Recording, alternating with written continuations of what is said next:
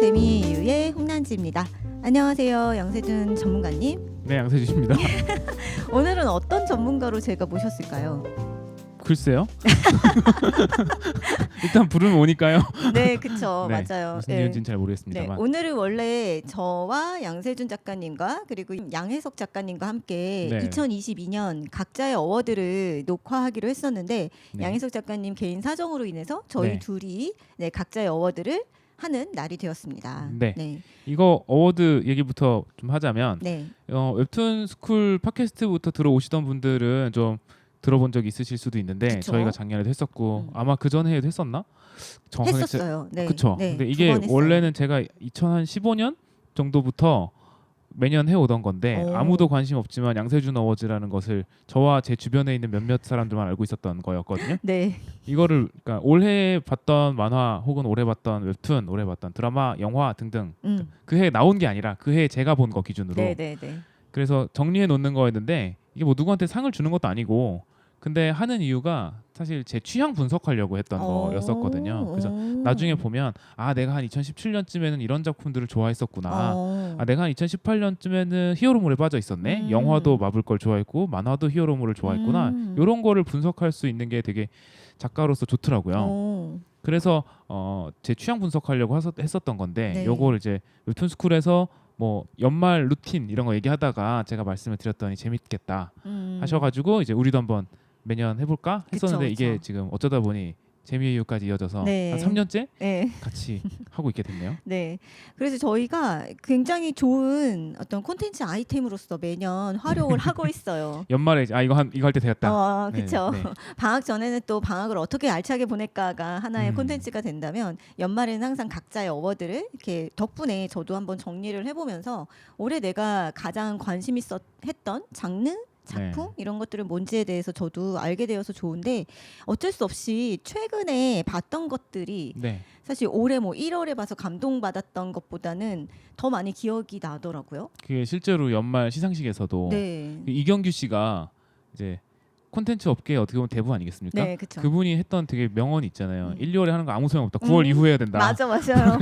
되게 일리가 있는 얘기죠. 네, 왜냐하면 진짜요. 1월, 2월에 나왔었던 어떤 히트작들은요. 지금 이야기를 해도 우리가 그거 작년 아니야? 오, 라는 생각이 들 맞아요. 때가 있어요. 근데 이제 9월 뭐 이 정도면 임팩트가 강하게 남아있죠. 강하게 남아있죠. 네. 그래서 저도 올해 초에 봤던 것보다는 좀 올해 후반에 봤던 작품들이 저의 어워드에 굉장히 많이 올라와 있더라고요. 그렇게 그래서 되는 것 같아요. 네, 신기하다는 생각이 들었어요. 요즘은 지금 저희가 녹화하는 이 시점은 하나둘 종강을 하고 있는 네네. 그런 시점이잖아요. 종강한 과목 있으세요? 한 과목 종강했습니다. 아, 어제 이제 녹화 기준에서 어제가 네. 바로 한 과목인데 그 한 과목이 제일 큰 과목이거든요. 그쵸. 실제로 실수도 다른 과목의 2배인 그리고 과목이고 가장 중요도가 높은 과목이기도 하죠. 모든 과목이 중요하긴 합니다만 네. 근데 이제 학생들 입장에서는 어쨌든 졸업 작품을 제작하는 프로젝트 수업이다 보니까 좀 학생들 입장에서도 좀 부담을 느낄 만한 수업이고 교수님들도 사실 쉽지 않은 과목인데 맞아요. 그리고 이제 저한테는 일주일 중에 유일하게 1교시 출근 과목이라서 아, 이 9시. 과목이 종강한 게 저한테 되게 커요. 와, 행복하시겠다. 적어도 이제 3월까지는 출근길에 운전을 하지 않아도 된다라는 것이 정해진 거기 때문에 네, 축하드립니다. 네. 그리고 이제 학생들하고 이제 어제 그래서 프로젝트 종강식은 저희 6시간짜리 수업이잖아요. 네. 그래서 오전에 3시간은 보통 종강식 영상을 보고 오후에 3시간은 분반별 수업을 하거든요. 네. 근데 저는 지금도 늘 궁금한데 다른 프로젝트 분반에서는 3시간 동안 뭐 하는지가 너무 궁금해요. 다른 교수님도 어떻게 수업하시는지 알 수가 없잖아요. 네. 근데 이제 저는 3시간 동안 아무리 끝인사를 하려고 해도 눈물도 안 나오고요. 눈물. 제 집을 짜보려고 애를 많이 써봤거든요. 아, 안 되더라고요, 참. 그래서. 네. 이렇게 이성적이신 분이 눈물을 네, 흘리기는 쉽지 않으실 것 같은데요. 잘 안 됩니다. 그래서 뭐 할까? 근데 어쨌든 애들 나가는 거에 대해서 좀 애틋한 마음은 있어요. 그래서 어떻게 하지?라고 생각을 했다가 졸업 작품 팬아트 추첨식을 했어요. 오. 그래서 저희 분반 학생이 25명 정도 되잖아요. 그래서 1시간에 한 장씩 그려준다라고 잡아서 오후 우와. 3시간이니까 네, 3명? 인터넷에 룰렛을 만들어서 네. 그 룰렛에다가 학생들 작품 제목을 쭉 다 써놓고 어. 돌려서 이제 걸리면 1시간 동안 그려주고 또 다음에 한 번 더 돌리고 이렇게 해서 3번을 돌린 거예요. 그럼 그 학생의 작품에 등장하는 캐릭터를 그쵸, 그리시는 주인공 거예요? 캐릭터를. 우와, 그거 너무 영광이잖아요. 그렇게 했어요. 그래서 한 학생이 근데 한 해에 4작품을 한 친구가 있어요. 그러니까 이 친구 당첨 확률이 4배인 거죠. 와. 다른 친구들은 한 13% 정도 되더라고요. 당첨 확률이. 근데 이 친구는 이제 한참 올라가는 거죠. 그래서 아무래도 역시 인생은 확률 게임이라 첫 번에 그 친구가 걸렸고 그래서 그 친구 거 그리고 또 다른 친구들 것도 그리고 해서 3명 거를 어제 그려가지고 SNS에 업로드를 했고요. 그리고 어쨌든 종강을 했고 이제 졸업 작품은 지금 이 영상을 찍고 있는 시점에서는 아직 졸전이 오픈이 안 됐는데 그쵸? 아마 이 영상이 나가 있을 때는 온라인 졸전은 하고 있을 거예요. 네, 그럴 것 같아요. 온라인 졸전이 12월 9일부터 시작이니까 12월 9일이면 뭐 며칠 안 지금 남았잖아요. 녹화 시점에서 내일 모레죠. 네. 그래서 이게 나갈 때는 아마 이미 진행이 되고 있을 거고요. 그래서 찾아보시면 좋겠고 아마 제가 댓글에다가 이 영상 댓글에다가 주소 남겨드릴 테니까 네. 관심 있으신 분들은 꼭 들어오셔서 많이 보시고 이제 그 중에서 분명히 한 1, 2년만 있어도 슈퍼스타가 될 작가들이 나오거든요. 그럼요. 지금 네. 이미 뭐 네이버 웹툰이나 카카오 웹툰, 카카오 페이지에서 연재가 확정돼 있는 친구들도 있고 이래서 웹툰계의 미래가 궁금하시다면 한번 들어오셔서 보시는 것도 좋은 경험일 것 같고 네. 그리고 오프라인 졸전은 12월 23일부터 25일 크리스마스 이브와 크리스마스가 껴 있습니다.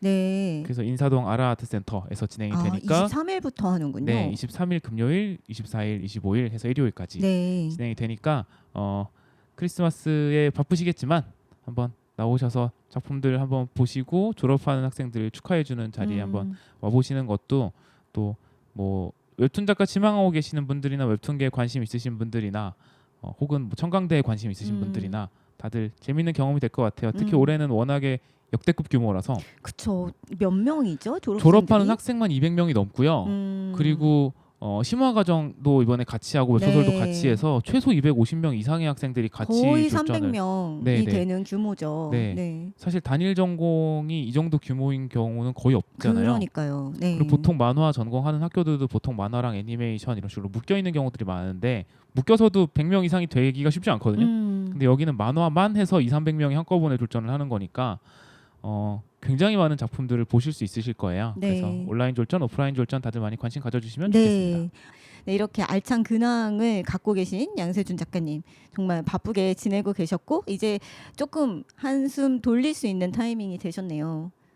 그렇겠죠? 네. 근데 아직도 이제 종강할 과목이 아직 남아 있는 과목들이 그쵸? 꽤 많아서 네. 네. 아직 뭔가 끝난 분위기는 아니긴 합니다. 맞아요. 저도 저희 어머니께서 아니 너는 대학교 교수라면서 왜 이렇게 방학이 늦냐고. 그러니까. 네, 약간 우리 개강도 빨라요. 네, 놀러 다니는 거 아니냐는 식으로 저를 오해하셨고 아니다. 그건 억울하다. 네, 억울해요. 너무 바쁘신데. 저 지금 크리스마스 거의 직전까지 수업한다고요. 했더니 안 그러니까요. 믿으시는 거죠. 야, 12월 초에는 대학은 다 종강하는 거 아니야? 라고 저 마지막 종강 과목이 말씀하시더라고요. 12월 20일이에요. 저 23일이에요. 아 진짜요? 네. 저 사실 26일인데 20일로 땡겨 놓은 거예요. 19일 수업하고 20일에 한 번 더 수업해서 종강. 네네네. 맞아요. 그렇게도 많이 하는데 저는 22일이네요. 22일 날 어쨌든 종강. 크리스마스까지는 가고 싶지 않아서 맞아요. 네.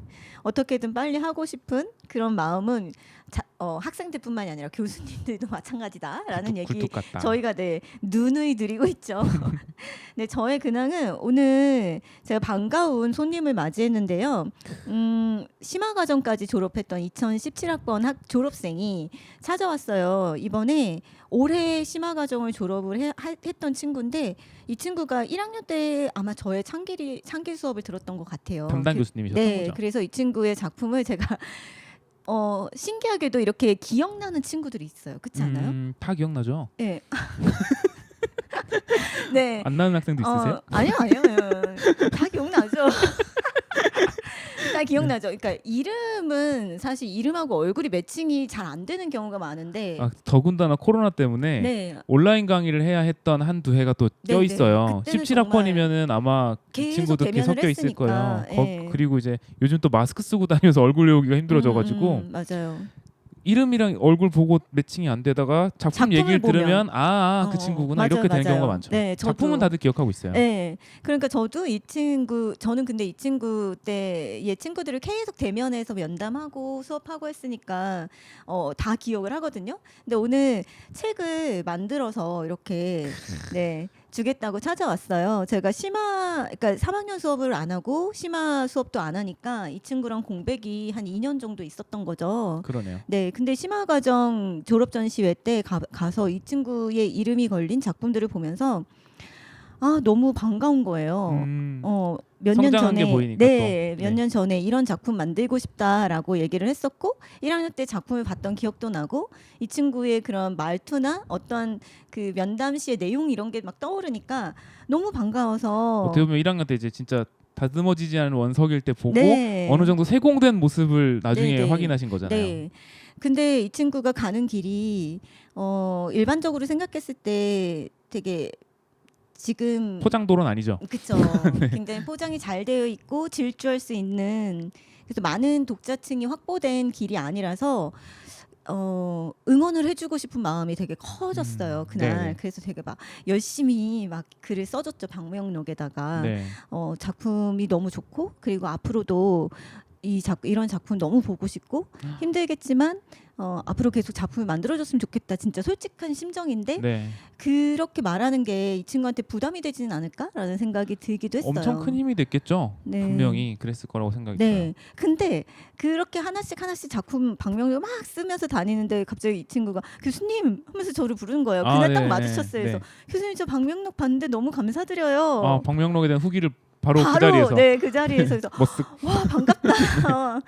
근데 그러면서 한참을 얘기를 했어요. 이런 네. 길이 되게 혼자서 책임도 많이 져야 되고 힘들 텐데, 근데 작품을 너무 보고 싶다 앞으로 더 많이.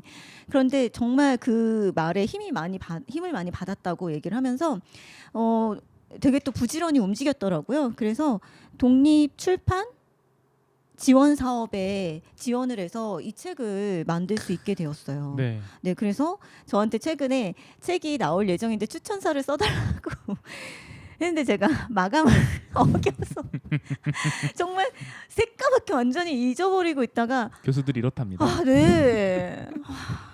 진짜 그래서 어떡하지? 지원 학생 내가 정말 미안한데 너무 늦어버렸죠. 지금이라도 되면 오전 중에 제가 보내도 될까요? 그랬더니 이 학생이 너무나 화나게 이미 네. 제가 아니 떠났고요. 괜찮습니다. 네, 괜찮습니다. 지금이라도 전해주시면 돼요. 그래서 열심히 써서 줬더니 이 책에는 아쉽게도 추천사가 들어가지 않았어요. 작가님의 마음에 새겨졌군요. 네. 근데 추천사가 2쇄에 들어갈지도. 그렇죠. 네. 네. 그러니까 추천사를 보고 되게 또 좋다고 말을 해줘서 저도 많이 힘이 났고. 홍란지 교수님의 추천사를 보고 싶으시면 이거 1쇄를 다 사주셔야 돼요. 이미 텀블벅으로 이세가 나와요. 텀블벅으로 나온 책에는 없고요. 네. 뭐 온라인에 어디 올라가 있을지도 모르겠네요. 네. 생각해보니까. 그랬으면 좋겠네요. 홍보글로. 네. 보통 그렇게 추천사에서 몇 문장만 따가지고 쓰기도 하잖아요. 네, 그렇죠. 네, 근데 네, 너무 아름다운 내용들이라서 저도 추천사 쓰면서 생각보다 되게 금방 쓰게 되더라고요. 네, 뭔가 느끼는 바가 확실하게 딱 감정이 왔을 때는 추천사도 그냥 술술술술 써지거든요. 그래서 많이 고치지 않고 빨리 보낼 수 있었고요. 아무튼 오늘 이 책이 발간됐다고 찾아와줘서 너무너무 반가웠고. 제목을 네, 책은 우리로 노래하는 변화라는 책이고요. 그리고 루토 작가님. 루토 작가님이십니다. 네. 네, 그래서 단편이 여러 가지 실려 있고 컬러도 있고 흑백도 있고 그리고 흑백에 맞는 종이를 따로 선정을 해서 인쇄를 했고 컬러에 맞는 또 종이를 따로 선정을 해서 작품을 이렇게 인쇄를 했더라고요. 그래서 제가 단번에 보고 책값이 너무 싸다. 얼마인데요? 18,000원이요. 그 공을 들인 거에 네, 비하면 거의 올 컬러거든요. 흑백이 별로 없어요. 네, 그래서 아무튼 되게 응원해주고 싶고 항상 저희 스쿨이 그 자이든 타이든 간에 상업 지향이라는 얘기를 밖에서도 굉장히 많이 듣고 네. 내부에 있는 학생들도 굉장히 많이 이야기를 해요. 근데 저는 그때마다 그럴 수도 있고 아닐 수도 있다. 그걸 그렇죠. 정하지 말자라고 얘기를 하거든요. 그게 나쁜 건 아니긴 한데 네, 그 길만 있다고 생각하진 않았으면 하는 네, 바람이죠. 그렇죠. 그래서 만약에 다른 방향성을 보고 있는 친구들이 혹시나 뭔가 소외감을 느낀다거나 혹은 이 길은 아무래도 좀 어려운 길이니까 좀 안 좋은가라고 생각을 할 수도 있는데 그쵸. 사실 그런 건 아니거든요, 당연히. 네, 맞아요. 그래서 다양한 작품들을 그러니까 내가 원하는 길은 지금 여기와는 좀 다른 방향인데 이렇게 선택하면 나는 안 되는 건가? 나는 뭔가 이 잘못된 길을 가고 있나라는 생각을 할 수도 있어서 네. 예, 굉장히 외로울 수 있다고 생각을 하는데 사실은 그러니까 기회의 폭이 좁은 것뿐이라고 생각하거든요. 그래서 아무래도 우리가 이제 그 독립 만화라고 흔히 부르는 거가 사실 플랫폼으로부터의 독립이라고 보기가 쉽지 않아요. 어쨌든. 네. 근데 그러다 보면 제가 생각하는 어려움은 플랫폼으로부터 독립을 하면서 얻게 되는 어떻게 보면 어려움이랄까. 자유로움, 그렇죠. 자유로움도 있는데 그 반면 책임감, 플랫폼이 해줄 수 있는 것들도 분명히 있거든요. 그쵸. 홍보라든지 혹은 뭐 연재 자체를 되게 깔끔하게 해결할 수 있게 해준다든지 그런 부분들이 해외 진출이라든지 그런 부분들의 도움을 못 받잖아요. 그쵸. 그래서 그만큼 되게 적극적으로 자기 어필을 해야 되고 맞아요. 지원 사업에도 지원을 해야 되고 독자를 만나기 위해서 노력을 해야 되고 하는데 지금 저 작가님도 보면은 졸업하자마자 좋은 지원 사업에 또 지원을 하고 선정이 되셔서 네. 책을 내시고 이렇게 하는 거 보면 너무 보기 좋네요. 네, 저렇게 그쵸. 하시면은 사실은 또 아까 얘기 드렸던 것처럼 기회의 폭이 좁아 보일지는 몰라도 얼마든지 길이 또 있으니까 그럼요. 네. 같은 방향성 보고 있는 또 후배 작가들도 많이 좀 힘이 됐으면 좋겠어요. 네, 참고가 되는 작가가 되기를 원한다고 본인도 얘기를 했고, 강의도 해주면 좋겠다. 네, 제가 얘기했습니다. 네, 경력 많이 쌓으라고. 네, 네, 그래서 저희가 이렇게 많은 학생들이 있는 만큼 다양한 작품을 만들고 싶어하는 학생들도 있으니까 여러분 혹시라도 외로움이 느껴지신다면 언제든 찾아와 오셔서 저희 선배님도 소개시켜드릴 수 있고 응원의 말씀 많이 해드릴 수 있으니까 소외감 너무 느끼지 마시고 다양한 작품 하실 수 있도록 언제나 저희는 응원을 해드릴 예정입니다. 네. 그래서 저희의 근황이 이렇게 또 아름답게 마무리가 되었는데요. 네. 네, 그러면 이제 본격적으로 우리 2022년 각자의 어워드를 시작을 해볼까요? 네. 저부터 할까요? 네, 양세준 작가님부터 한번 시작을 해보시죠. 제가 네. 올해 재미에 너무 많이 나와서요. 그리고 네. 제가 자꾸 작품 얘기 해달라고 네, 막 그래서 하다 보니까 네. 이제 사실 다 언급이 됐었던 작품들이기는 네, 해요. 네, 그래서 네. 조금 더 자세히 그러니까 올해 본 것 중에서 왜 이게 제일 기억에 남았는지 같은 음. 이야기를 좀 해드릴까 하는데 네, 일단 우리가 만화 웹툰에 대한 이야기를 하는 채널이니까 그쵸. 만화 얘기부터 하자면 2022년 올해 출판 만화는 네. 역시 올해 제가 본 거입니다. 아, 네, 네. 올해 네. 나온 만화는 아니고 올해 출판 만화는 유지카쿠 작가의 지옥락 지옥나 인데요. 말씀 많이 하셨었죠. 재미의 이유 내가 반한 웹툰 만화 1화 편에서 다룬 적이 있어요. 와, 되게 정확하게 또 그런 것까지. 네. 네. 그때 이제 저랑 이제 양혜석 작가님이 같이 나왔던 네, 편에서 제가 출판 만화 추천하는 1화로 이야기를 드렸었어요. 그래서 관심 있으신 분들은 그 영상도 같이 참고해 보시면 네, 좋을 것 네, 같고요. 소년 점프 플러스를 통해서 2018년부터 연재를 시작해서 2021년에 완결이 된 작품이에요. 네네. 그러니까 소년 액션 만화들 같은 경우에는 한동안 이제 우리가 원나블로 대표되던 시대가 있잖아요. 그쵸. 그리고 그때 소년 액션 만화는 50권이 넘어간다라는 편견이 생겨버렸어요. 맞아요. 이제 그것 때문에 진입 장벽이 높아진 것도 좀 있거든요. 맞아요. 물론 그 때문에 굉장히 큰 대서사시가 펼쳐지고 재밌고 또 다양한 캐릭터가 등장하는 또 그런 재미가 있긴 합니다만 네. 좀 부담이 될 수도 있잖아요. 그럼요. 요즘에는 또 그렇지가 않아요. 그래서 귀멸의 칼날 같은 경우에도 그렇게까지 길게 가진 않았었고 최근에는 뭐 체인소맨도 그렇고 그렇죠. 최근에 등장하는 작품들은 한 10권에서 20권대 정도로 끝나는 경우들이 되게 많은데 지옥락 같은 경우에도 소년점프 플러스에서 연재된 닌자 액션이고 다크 판타지 액션 작품인데 국내에는 이제 서울 미디어 코믹스 통해서 10권, 10권까지 발매가 됐고요. 일본에서는 2021년에 13권으로 완결이 됐어요. 네. 13권이니까 그렇게 부담되는 분량은 그렇네요. 아니고요. 네. 마무리 요즘 나온 작품들이 엔딩에 불만을 갖는 독자들이 되게 많거든요. 무슨 작품이라고 말할 수는 없지만 네. 창작자 얘기를 상담하다 보면 너 그 작품 좋아한다고 이렇게 때 얘기했었잖아. 그때 그거 엔딩에 대한 성토를 하고 1시간 동안 얘기한 친구도 있었고 막 그런 경우들이 꽤 있거든요. 네. 그 심지어 지금 얘기를 드리는 거에 대해서 아마 이거 보고 계신 분들 중에 그 작품 얘기하는 것 같아라고 각자 다른 작품을 생각하고 계실 가능성이 있습니다. 그렇죠. 그러니까 요즘 그렇게 논란이 된 작품들이 좀 많아요. 네. 근데 이 작품은 저도 아직 엔딩을 못 봤어요. 우리나라 아직 안 나왔으니까. 근데 마무리에 대해서 일본 현지에서는 평이 상당히 좋더라고요. 그래서 기대하면서 보고 있는 편이고요. 액션 연출을 상당히 잘하는 작품이고 작화도 훌륭한 작품이라서 액션 만화 좋아하시는 분들은 찾아보시면 좋을 것 같고 2023년에 애니메이션 방영이 예정이 돼 있대요. 와, 그래서 기대되네요. 조금 더 떡상하지 않을까 그런 생각이 들고 그러네요. 제작사가 이걸 마파라고 읽는 건지 모르겠는데 MAPPA라고 읽어야 되는지 잘 모르겠습니다만 제가 애니메이션에 크게 관심 없어서. 네. 근데 그 갓 오브 하이스쿨 애니메이션이 나왔던 그 회사고요. 그래요? 오. 최근에 일본에서는 주술회전 애니메이션을 만들었던 회사라서 주술회전을 만들었던 회사, 갓 오브 하이스쿨 만들었던 회사라면 액션 연출을 잘하는 회사니까 그렇네요. 작품 잘 나오지 않을까 네네. 기대가 되더라고요. 그게 이제 올해의 출판 만화 지옥락이었고요. 네, 지옥락. 네. 그리고 올해 웹툰 올해 웹툰 두구두구두구두구. 임재원 작가님의 사신. 네이버 웹툰에서 연재되고 있는 사신. 그것도 무협 만화죠. 한번 말씀해 주셨죠. 네, 요것도 재미의 이유 내가 반한 웹툰 1화 편에서 다룬 적이 있었고요. 그때 아마 제가 풍백 작가님이 그리고 계신 그 용사가 돌아왔다랑 비교해서 네. 좀 전통적인 액션 그리고 그리고 좀 사실적인 액션에 대한 이야기를 하면서 이제 임재원 작가님의 내공이 빛나는 작품으로 소개해드린 적이 있는데요. 2022년 9월부터 연재를 시작했으니까 저희가 아까 얘기했던 지금 임팩트가 강하게 남아있을 수밖에 없는 시기의 작품이기도 하고요. 맞아요. 네. 네. 그리고 원작은 설봉 작가님의 무협 소설이 원작인데 네. 아까 이게 방송 들어가기 전에 홍난지 교수님이랑 이야기를 잠깐 나눌 때 설봉 작가님이란 분이 우리가 무협을 그렇게까지 좋아하지 않더라도 이름을 들어봤다라고 할 정도 굉장히 유명하신 분이세요. 1990년대부터 활동을 해오신 이제 베테랑 작가님이시고 이 작품은 2022년에 출간된 그분의 대표작 중에 하나더라고요. 근데 작품의 굉장히 큰 특징 중에 하나가 무협임에도 불구하고 굉장히 사실적인 묘사가 일품인 작품들로 많이 평가를 받더라고요. 네.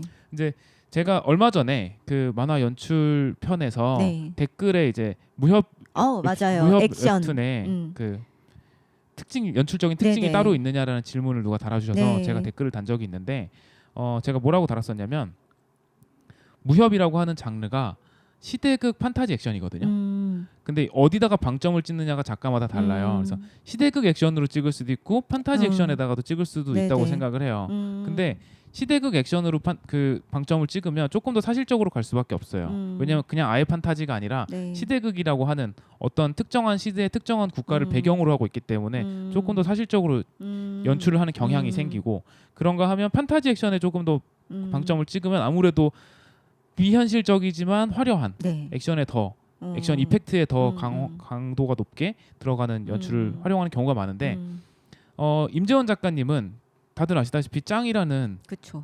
불세출의 이제 학원 액션물을 네. 만드신 작가님이시잖아요. 그러니까 사실적인 액션을 굉장히 잘하시는 분이고 액션 동세 연출, 동선을 너무너무 잘 짜시는 작가님이시란 말이에요. 근데 그거가 굉장히 잘 살아있는 작품을 고르셨구나라는 생각이 들어요. 그러니까 그렇네요. 판타지 액션보다는. 네, 그러니까 어떻게 보면 원작 작가님과 합이 굉장히 잘 맞았다라는 그렇네요. 생각이 드는 작품이에요. 그래서 무협 그거 다 너무 이렇게 허황된 분위기의 작품이라고 생각하시는 분들이라면 한 번쯤 보시면 이런 식으로도 연출되는 작품이 있구나라는 식으로도 알아보실 수 있을 거란 생각이 들고 굉장히 합이 살아있고 동선이 살아있는 연출인데 원작이랑 잘 맞았구나라는 생각을 하면서 보고 있는 작품이에요. 그것이 올해의 출판 만화 올해의 웹툰인데 어떻게 하다 보니까 올해는 둘 다 액션 만화가 그렇네요. 뽑혔어요. 네. 그리고 둘 다 시대극 액션이 뽑혔어요. 그렇네요? 닌자 액션과 무협. 그래서 아마 이제 나중에 제가 몇 년 뒤에 올해의 양세준 어워드를 한번 돌이켜 보면 내가 2022년쯤엔 액션 만화를 많이 보고 있었구나라고 돌이켜 보게 될 것 같아요. 그럴 것 같아요. 왜 액션에 이렇게 심취해 있을까라고 생각을 해보면 그냥 요즘의 트렌드니까? 그런 라고도 생각을 할 수 있지만, 있고 네네. 아니면 작가님의 작품이 차기작이 액션인가? 그런 것도 있을 수 네. 있을 것 같아요. 아무래도 저도 작가다 보니까 내가 차기작으로 하려고 하는 작품이랑 좀 관련 있는 작품에 조금 더 눈이 가기도 하고 그런 것도 있을 수 있겠네요. 네. 그럼 이쯤에서 저의 올해의 만화 웹툰 얘기를 해보고 또 넘어가 볼까요? 그럴까요? 네. 저의 2022년 올해의 출판 만화. 네. 네, 제가 바로 직전 영상에서도 말씀을 해드린 적이 있는데요. 네. 바로 요나단의 목소리. 네, 1,2,3권입니다.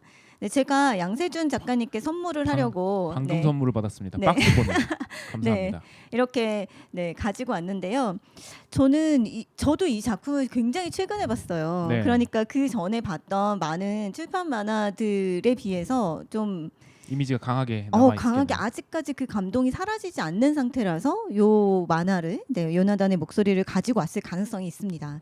근데 저는 이 작품을 보면서 제가 딱 마침 2학기 때 콘텐츠 비평 세미나라는 수업을 하면서 학생들이 가장 만들고 싶어하는 장르인 성장 서사에 대해서 같이 이야기를 나눠본 적이 있어요.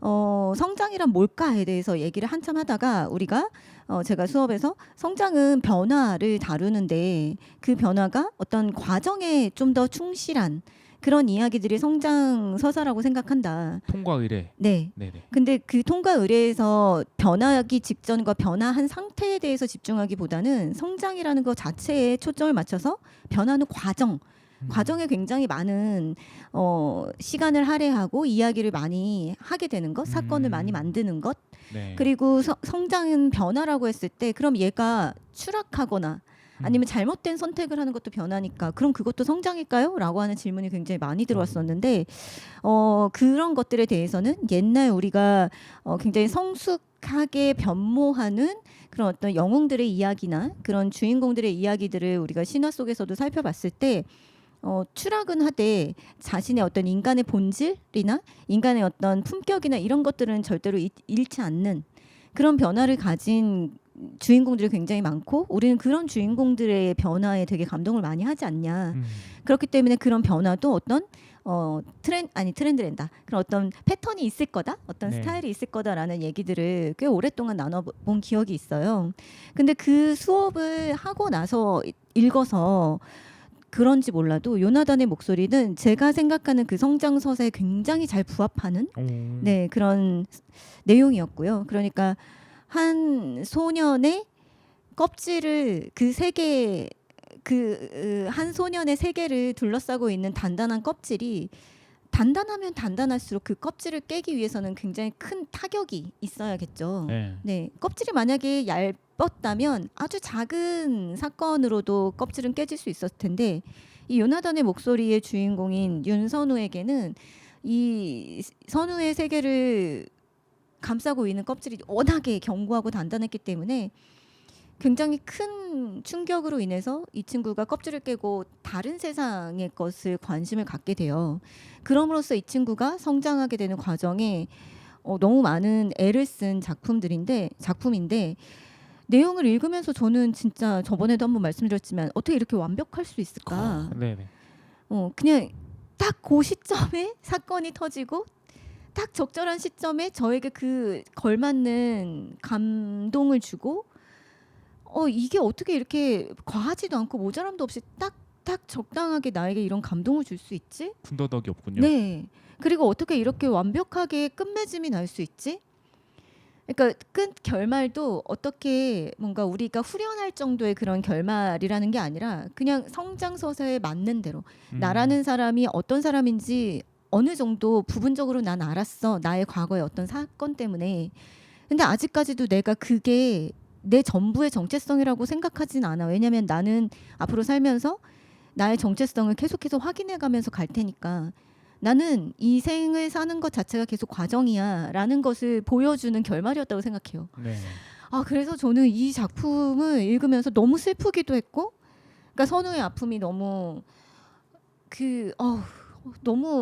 너무 단단한 껍질이었다고 하지만 너무 마음이 아프다라는 생각을 하면서도 막 너무 가슴 아프게 절절대면서 읽었는데 그 감동이 너무 과하지도 않고 또 모자라지도 않아서 더 많은 감동을 했던 그런 작품이에요. 그래서 여러분들도 요나단의 목소리 정식 발간이 되었으니까 한번 겨울 방학 때 그리고 겨울에 좀 시간이 나실 때 한 번씩 읽어보셨으면 좋겠어요. 근데 워낙 잔잔하게 흘러가는 스타일이라서 좀 취향을 안 맞는 분도 있을 테지만 그래도 추천드립니다. 네.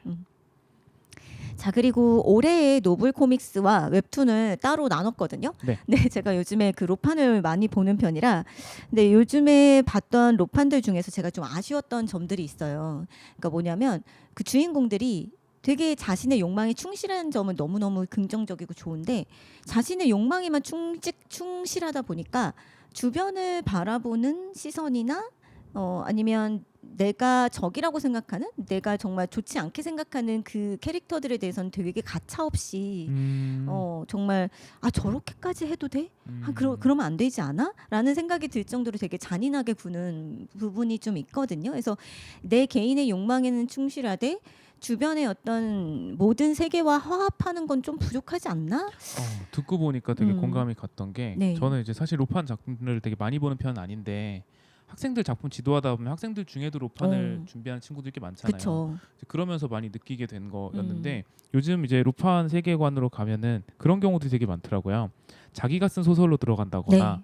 그런 경우도 되게 많잖아요. 그쵸. 근데 그러면서 자기 이외의 캐릭터들을 그냥 소설에 등장하는 어떤 일회용품처럼 사용하는 경우들이 되게 많아서 그게 다소 아쉽게 느껴질 때도 조금 있었어요. 그쵸. 그러니까 예를 들면 여성 주인공이 남성 주인공을 거기서 남자 주인공을 만났다라고 하면 그 남자 주인공과 애정 관계가 되더라도 그냥 이 사람은 자기가 만든 캐릭터 중에 하나라는 것이 이미 명시가 돼 있기 네. 때문에 감정 이입을 시켜주려는 생각은 아예 어. 없이 그냥 뭔가 도구로 사용하고 있다라는 느낌이 되게 강하게 들더라고요. 네. 근데 이게 한 학생의 작품에서만 느껴지는 게 아니라 요즘 그렇게 하는 친구들이 많다라는 건 이 친구들이 보고 있는 작품에도 다 그렇게 하고 있기 때문일 그쵸. 거라고 생각하거든요. 네. 그래서 그런 트렌드가 있나라고 생각했었는데 지금 말씀하신 거 들으니까 되게 공감이 가는 것 같아요. 네.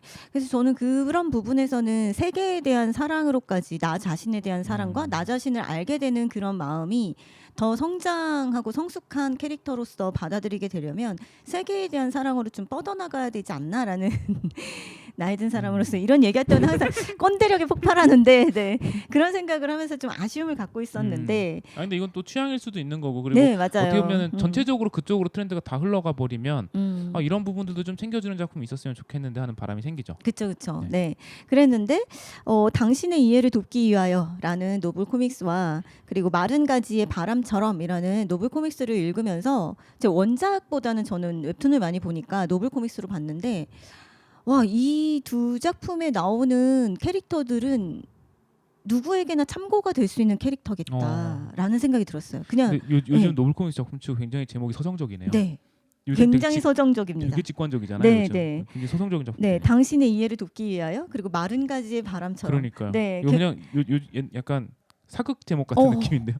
흐르는 그래서 강물처럼 뭐 이런 제목. 맞아요. 그래서 요즘 트렌드에 로판에 심취해 계시는 분들, 회빙안에 심취해 계신 분들은 이게 뭐야라고 하면서 싫어하실 수도 있을 것 같아요. 그러니까 회빙안 하지 않거든요. 네. 네, 그런데 로판이라고 부를 수 있는 그런 요소들이 굉장히 많이 있고 무엇보다 제가 되게 감동했던 거는 대사들이 정말 너무너무 사람의 뼈를 때리고 막 가슴을 후벼 파는 대사력이 있고요. 그 원작에서 그게 드러났다는 거겠죠. 네.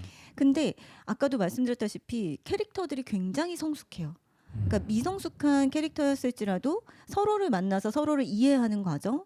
그 사랑이란 무엇일까? 저 사람과 내가 같은 사랑이라는 단어를 써도 그 사랑이라는 단어에 대한 이해가 서로가 다르지 않을까? 왜냐하면 살아온 환경이 다르기 때문에 내가 이제껏 중요하다고 여겼던 것이 다르기 때문에 그렇다면 우리가 서로의 언어에 대해서 어떻게 이해를 할 수 있을지에 대한 얘기들을 꾸준히 더 많이 나눠봐야 되지 않을까? 그게 사랑이 아닐까?라고 해서 당신의 이해를 돕기 위해서는 로맨스 판타지에서의 그 사랑에 대해서 굉장히 많은 생각을 하게 만들어요. 그래서 사랑은 어떤 위계에서 만들어지는 것이 아니라 정말 동등하게 그 사람과 나 사이에서 계속해서 어떤 이해를 하려는 노력에서부터 계속 지속된다라는 식의 얘기들을 해주는데 너무너무 좋았고요. 그리고 마른 가지의 바람처럼은 나도 저렇게 성숙한 사람이 되어서 누군가가 힘들어할 때 저렇게 위로를 해줘야겠다. 라는 식으로 저는 굉장히 감동적이게 어떻게 저렇게 성숙한 캐릭터가 있을까라고 생각을 하면서 봤던 작품이라서 제가 그동안 막 봐왔던 로판에 대한 어떤 약간의 아쉬움 재밌지만 이 부분은 조금 아쉽다라고 생각했던 부분을 이 두 작품이 굉장히 많이 채워줘서 가려운 데를 긁어준 작품이군요. 네. 그래서 와 너무 좋아라고 하면서 보고 있는 작품이에요. 설명만 들으면서 느낀 건데 아까 제가 말씀드렸던 임재원 작가님 사신에서 느끼는 감정이 좀 비슷한 것 같아요. 그러니까 이게 2002년 작품이라고 했잖아요. 네네. 그러다 보니까 요즘 무협도 다 회빙환이거든요. 근데 이거는 그런 게 없이 그쵸. 되게 전통적으로 형의 복수를 하는 어린 친구의 시점부터 시작하는데 이게 되게 사실은 복수극이라는 게 무협의 되게 전통적인 코드잖아요. 네. 근데 그거를 살린 작품을 되게 오랜만에 보면서 되게 전통적이고 정통 무협이구나라는 느낌을 받았었는데 약간 비슷한 맥락일 수도 있을 것 같아요. 맞아요. 그러니까 네. 요즘 회빙환이 워낙에 트렌드다 보니까 거기서 오는 약간 거침없는 속도감에서 느껴지는 쾌감도 있는데 그 쾌감, 그 속도감 때문에 잠깐 놓치고 가는 것들이 음. 분명히 있는데 그런 것들을 챙겨주는 작품들을 보면 또 반갑기도 하더라고요. 맞아요. 우리가 느끼지 못한 그 카타르시스, 놓쳤던 카타르시스를 이 작품들이 얘기를 해줘서 저는 굉장히 재밌게 보고 있는, 그래서 올해의 노블 코미스로 꼽아봤고요. 그리고 올해의 웹툰을 또 한 가지 뽑았어요. 왜냐면 이 작품을 소개를 시켜드리고 싶어서. 요건 이제 오리지널 작품인 거죠? 네, 그러니까. 오리지널 작품입니다. 지금 만화경에서 연재 완결을 한 작품이고요. SF 어워드에서 2022년에 우수상을 받은 오. 작품이에요. 유진의 환상특급 열차라는 작품인데요. 이 작품을 보면서 왜 제가 굉장히 이 올해를 대표하는 웹툰으로 꼽았냐면, 그러니까 우선 우리가 웹툰을 본다라고 했을 때 첫 번째로 만화경을 들어가진 않는 것 같아요. 네. 뭐 일반적으로는 항상 60-70%, 한 70%를 이야기를 하는 거니까.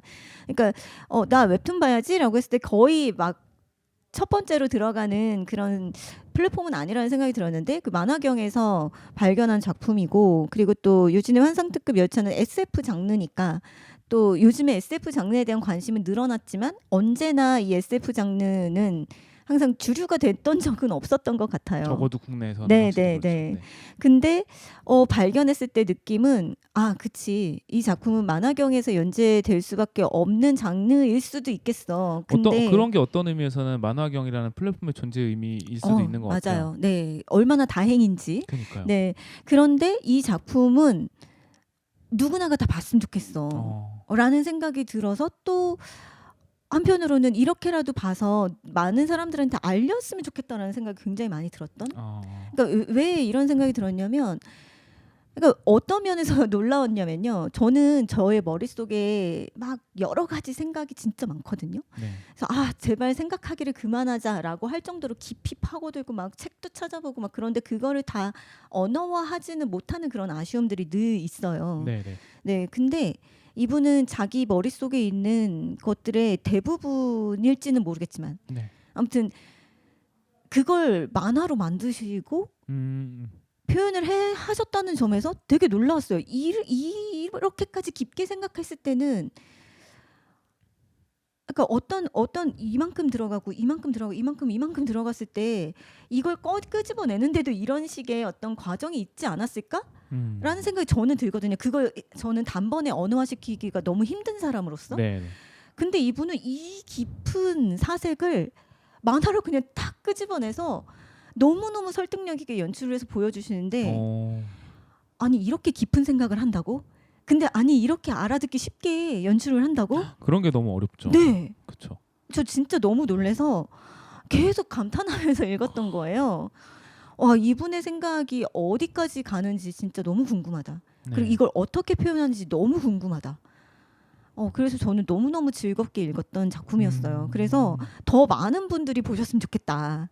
네, 그리고 저의 어떤 2022년에 굉장히 많은 충격을 줬던 작품들이 굉장히 많았지만, 그 중에서도 꼭 재미에 의해서 한번 말씀드리고 싶었다라는 작품으로서 네. 의의가 있다고 생각합니다.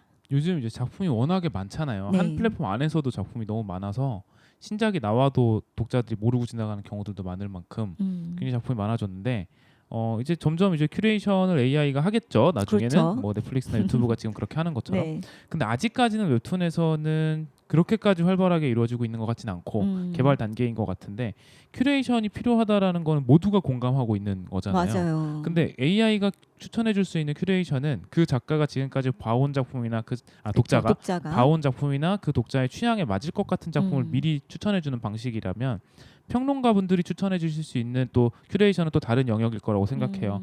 네가 지금 바라는 게 이거 아닐 수도 있는데 이거 진짜 좋은 거니까 한번 봐봐 같은 느낌? 네. 예를 들면 햄버거를 계속 먹고 있는 사람한테 다음에 피자도 추천하고 이렇게 하면 당연히 좋아하겠죠. 이게 AI가 하는 추천은 저는 그런 방향일 거라고 생각을 해요.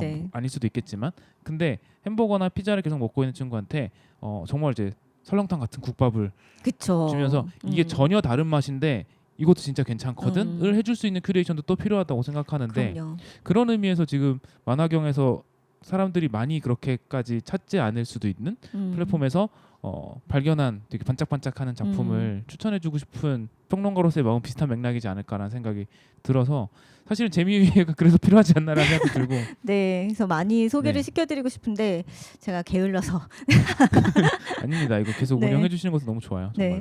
정말로. 진짜 근데 되게 의미 있는 말씀을 해주셨는데 요즘 SNS도 그렇고 자기 취향에 대해서는 올곧게 굉장히 알고리즘들이 굉장히 많이 발달을 해서 내가 관심 있어 하는 거에 대해서는 누구보다도 더 잘 추천을 받을 수가 있는데 네. 대신 거기에 맹점이 그래서 확장은 불가능하다는 거예요. 그러니까요. 네. 취향이 다 되게 파편화되고 있다는 느낌 많이 받거든요. 맞아요. 네. 내가 좋아하는 것에 대해서는 깊숙하게 파고들 수 있지만 그 외의 것들에 대해서는 관심을 갖지 않아도 충분히 살 수 있을 만한 환경이 되어버렸죠. 네. 그래서 저는 의식적으로라도 창작을 하시는 분들은 공부를 할 때는 이렇게 다양한 것들을 많이 봐야 되지 않을까라는 그럼요. 생각을 하거든요. 이제 진짜 본격적으로 창작을 할 때는 그게 필요 없어질 수도 있지만 그래도 공부하는 단계에서는 여러 그 관점을 늘리시는 차원에서 더 많은 작품을 보셨으면 좋겠어요.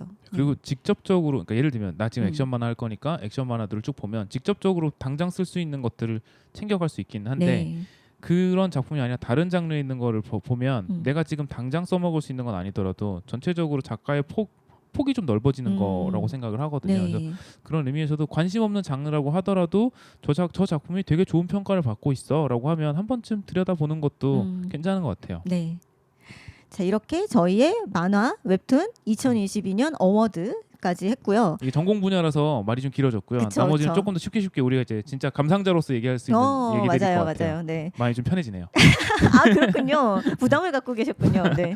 자, 그러면 2022년 올해의 드라마 먼저 얘기를 해볼까요? 요것도 했던 얘기고요.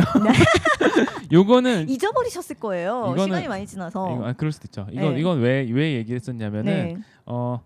만화 작품이 아니니까 뭐 연출이나 이런 걸 전문적으로 얘기하진 않았지만 네. 시간 관리 편 재미의 이유의 제일 인기 콘텐츠였죠. 네. 와, 그것까지 다 기억하신다. 시간 관리 와. 편 오프닝에서 네. 그 저희가 근황 얘기하다가 맞아요. 네. 그 교수님이랑 저랑 둘 다 재밌게 보고 있었던 음. 드라마가 엔딩을 내온 지 얼마 안 됐을 때라서 시간 관리 편임에도 불구하고 저희가 시간 관리를 못 하고 얘기 한참 했어요. 맞아요. 진짜 너무 그때 빠져 있었죠, 저희 둘 다. 네, 그래서 그리고 또 감상이 다르게 갈려서 그게 또 재밌어서 네. 이렇게 또 같은 작품을 봐도 어떤 부분을 마음에 들어하고 어떤 부분을 아쉬워하는 게 다 다르구나 하면서 얘기했던 기억이 나는데 네. 홍난지 박사님은 엔딩을 좀 아쉬워하셨고 아쉬웠어요. 중간 단계는 오히려 되게 재밌어하셨는데 저는 반대로 중간 단계가 좀 지루했지만 엔딩은 참 마음에 들었다라고 해서 이제 이야기가 좀 네, 많이 네. 재밌게 진행이 네, 네. 됐었어요. 그만큼 근데 이런 것도 저는 좋은 작품의 어떤 조건일 수도 있겠다는 생각도 들어요.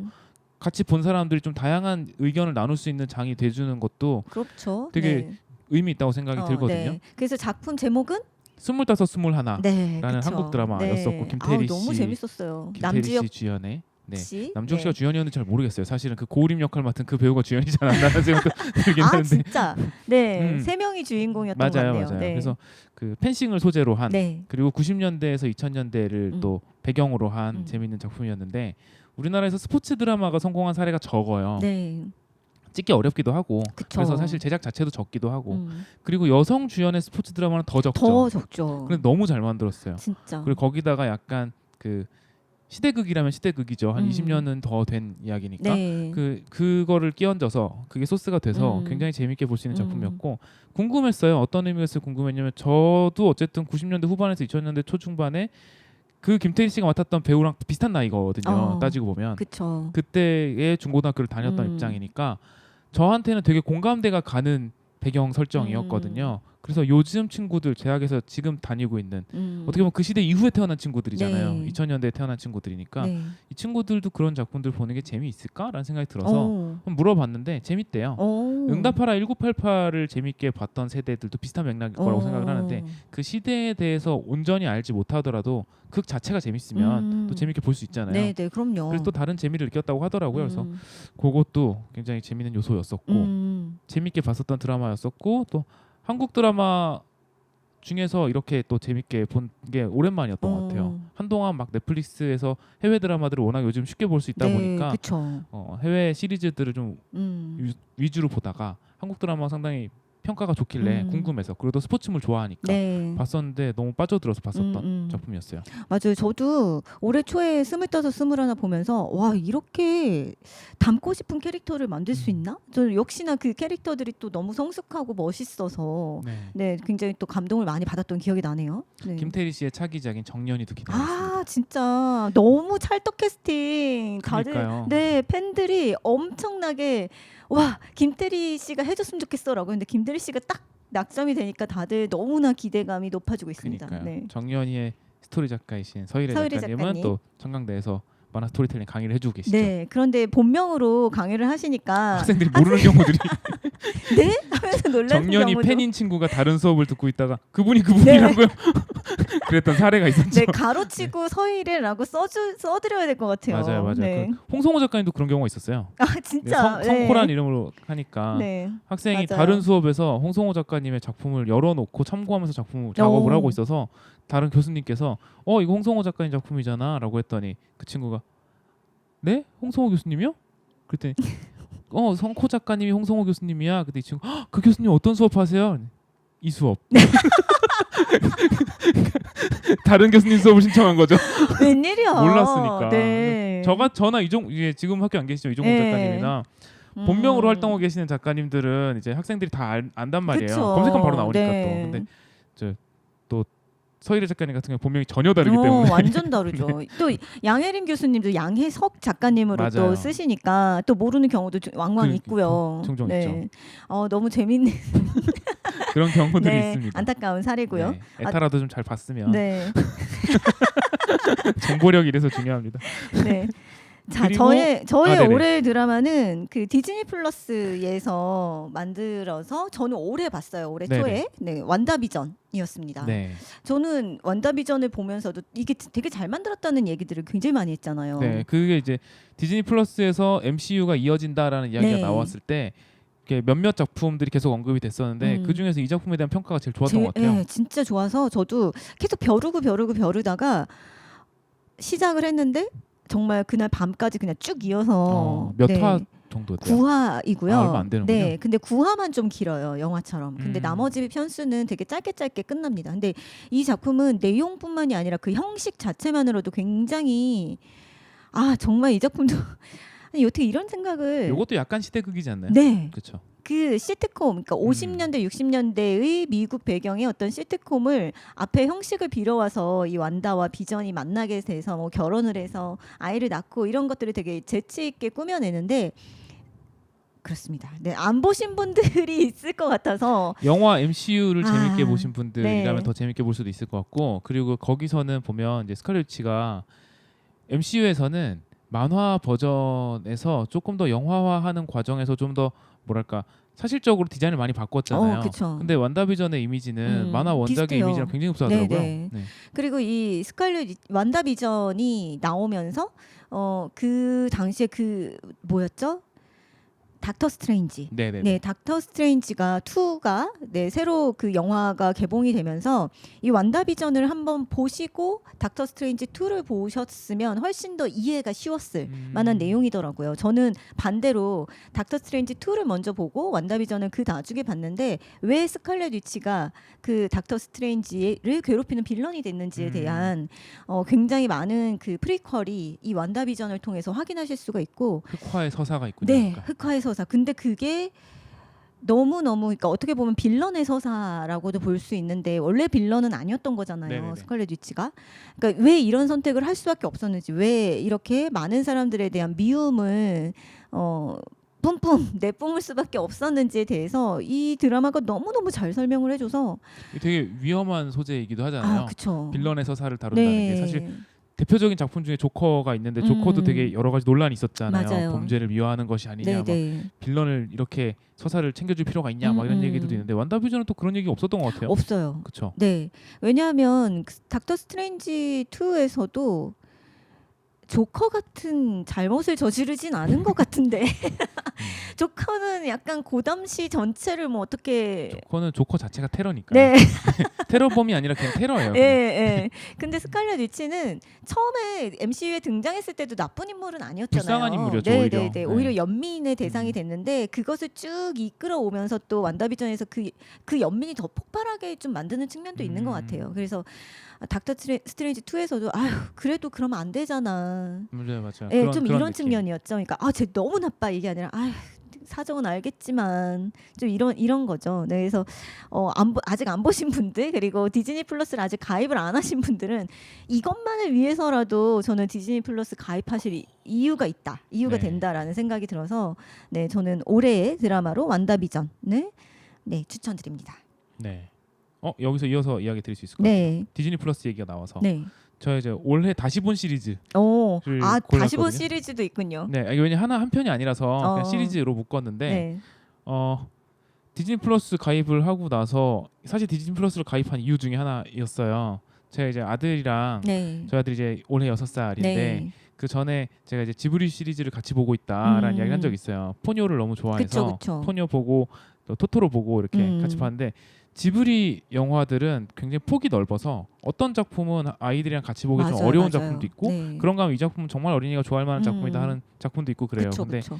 우리가 가족 애니 하면 제일 먼저 생각나는 건 사실은 디즈니 디즈니죠. 픽사잖아요. 네. 그래서 디즈니 픽사 작품들은 거의 다 같이 볼 수 있겠는데라는 음. 생각이 들어서 우리 애랑 같이 볼 수 있는 작품이 음. 넷플릭스보다 오히려 여기 더 많을 것 같아라고 해서 디즈니 플러스에 가입을 했었어요. 네. 그리고 나서 처음에 이제 이 우리 아이랑 같이 봤던 시리즈가 토이스토리. 좋아하던가요? 픽사의 근본. 네. 너무 좋아해요.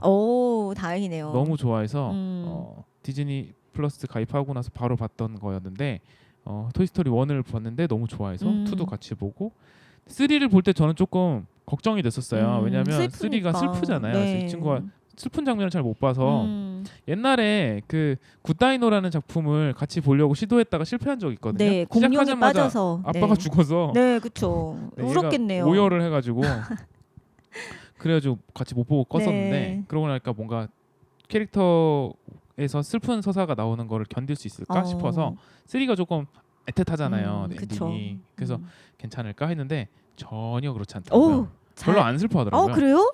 그래서 왜지라고 생각했는데 같이 아내도 같이 봤거든요. 네. 근데 아내도 별로 안 슬퍼했어요. 왜요? 뭐지? 나는 이거 진짜 눈물 콧물 어. 빡 짜면서 봤는데라고 생각했는데 그게 있었던 것 같아요. 저는 1, 2, 3를 실시간으로 봤어요. 그러니까 정말로 저는 그 주인공 소년의 성장에 같이 이입이 돼 있었던 그쵸. 것 같아요. 왜냐하면 저는 그 토이스토리 1을 초등학교 때 봤고 어머 초등학교 때였어요? 95년도였나 그랬잖아요. 네. 그때 제가 초등학교 그렇네. 5학년 뭐 정도였던 것 같아요. 그러니까 진짜 비슷한 나이 때 본 거예요. 그러네요. 그러고 나서 그 친구가 이제 대학에 들어가면서 그렇게 그치. 되잖아요. 그걸 제가 대학생 때 봤어요. 네.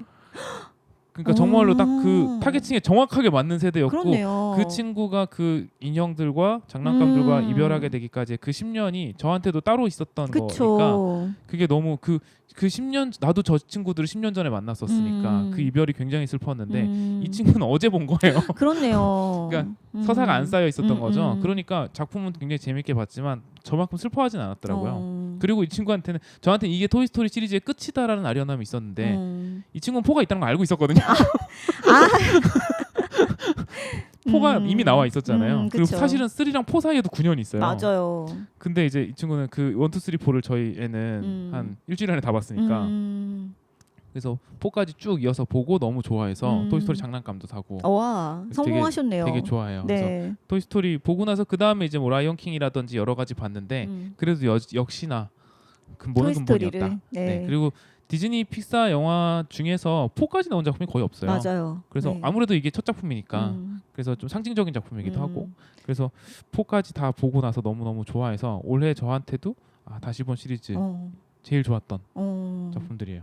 토이스토리를 다시 보셔도 울컥하시던가요? 네. 너무 좋아요. 맞아요. 그 3화의 그 마지막은 진짜 울컥하는데. 안녕 파트너. 그래서 제 장난감들 그 토이스토리 장난감들 사가지고 발바닥에다가 저희 아들 이름 써줬어요. 웬일이야.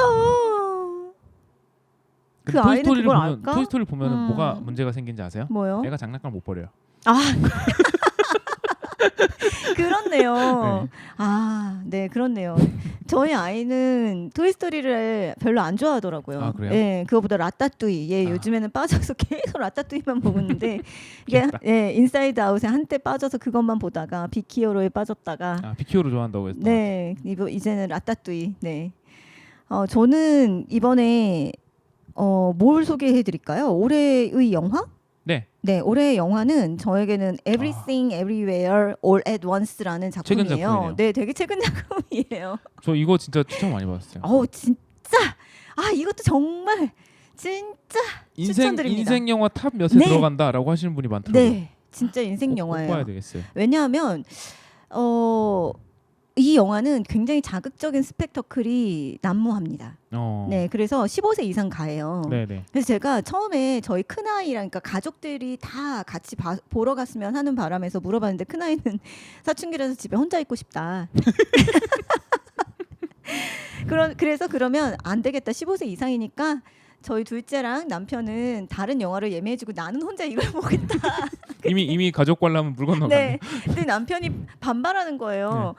윤희도 볼 수 있을걸? 이라고 하면서 그래서 아니야 이거 15세 이상이고 자극적이라고 했어 안 될걸? 그래서 제가 막 트레일러도 보고 해서 애한테도 보여주고 이미 봤던 사람들한테도 막 조언을 구했어요. 근데 네. 어떤 분께서 근데 어릴 때는 그런 유머 좋아할걸요? 뭐 이렇게 얘기를 하기도 하고 트레일러 한번 같이 보세요 라고 해서 같이 봤는데 저희 애도 이걸 보고 싶다는 거예요. 그래서 약간 위험을 감수하고 봤는데 지금 몇 살이죠?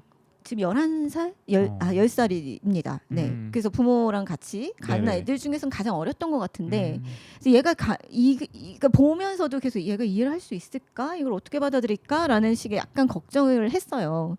근데 나오면서 이 친구한테 물어봤죠. 그래서 가장 궁금해서 이 작품이 챕터가 셋으로 나뉘는데 이 친구가 딱 첫 번째 1부에서는 재밌었는데 2부에서는 슬펐어 라고 얘기를 정확하게 하더라고요. 그래서 이해가 됐어? 라고 했더니 이해가 다 됐어.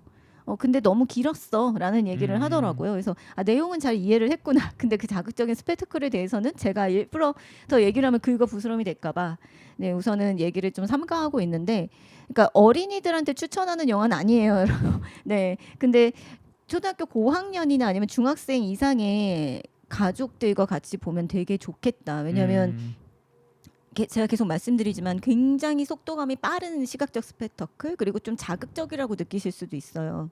그래서 저는 요즘에 많은 친구들이 스마트폰으로 영상 콘텐츠들을 많이 감상하니까 속도감에는 이 애 올이 굉장히 잘 맞을 거라고 생각하고 자극적인 면에서도 이 친구들의 어떤 지루함을 느끼지 않게끔 잡아 끌 수 있는 내용이라고 생각을 해요. 시각적인 것들은. 근데 내용, 주제 이거는 디즈니예요. 가족의 중요성, 사람을 대할 때의 다정함이 굉장히 중요하다. 밸런스가 좋으네요. 네. 우리는 다 같이 다정함으로 이 세계를 구원할 수 있고 사실은 나는 당신과 싸우고 싶고 당신을 죽이고 싶었던 게 아니라 그냥 나를 잘 아는 사람으로서 당신이 나를 공감해 주길 바랐어. 맞아요. 사실은 되게 네. 자극적인 무언가를 다루려고 하면 포장지가 자극적이면 이렇게 정작 알맹이는 보편적인 그쵸. 편이 더 대중적으로 다가가기가 쉽지 맞아요. 않아요. 네. 사실. 그러니까 이 알맹이에 있는 것들이 너무 보편적이고 보수적이고 너무나 뻔한 주제일 수 있다고 생각하니까 오히려 포장해서 이렇게 더 화려하게 포장을 했구나. 너무 잘 만들었다. 너무 재밌다. 저는 지금 네. 말씀하신 작품이랑 되게 대비되는 작품이 네. 심야식당이라고 생각하거든요. 네. 심야식당은 포장지가 되게 따뜻한데요. 맞아요. 내용은 안 그래요. 자극적이죠. 되게 자극적이에요. 네, 사실은 맞아요. 인물들이 이렇게 평범한 삶을 사는 사람들이 하나도 맞아요. 없고 다 뭔가 소수자이거나 맞아요. 굉장히 힘든 혹은 차별받는 위치에 있는 사람들의 이야기를 다루고 있는데 그래서 되게 따뜻하게 다루고 맞아요. 있잖아요. 네. 먹는 거라는 보편적인 소재를 놓고 그거랑 딱 반대로 그래서 작품 제작하시는 분들도 좀 참고하실 수 있는 내용인 것 같아요. 네. 그런 밸런스. 네. 포장지와 알맹이의 어떤 이렇게 밸런스가 잘 맞으면 사람들이 너무 지루해하지도 않고 또 그렇다고 너무 자극만 쫓는 작품이 되지도 않고 그리고 너무 뻔하니까 재미없어라고 느끼지도 않고 그래 이런 주제가 그리고 이런 길이 어떻게 보면 진리일 수 있겠다, 진실일 수 있겠다. 그래서 어느 작품에서나 이런 걸 강조하는구나라고 하면서 그러니까 오히려 교과서 같은 그런 얘기를 할 때 더 효과적이지 않나라는 생각이 들었고, 저희 학생들하고 이렇게 작품에 대해서 얘기를 할 때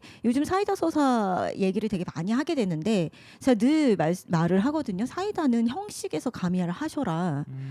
형식에서 사이다를 찾아라. 근데 내용은 아마 그걸 찾기에는 적당하지 않을 가능성이 되게 크다.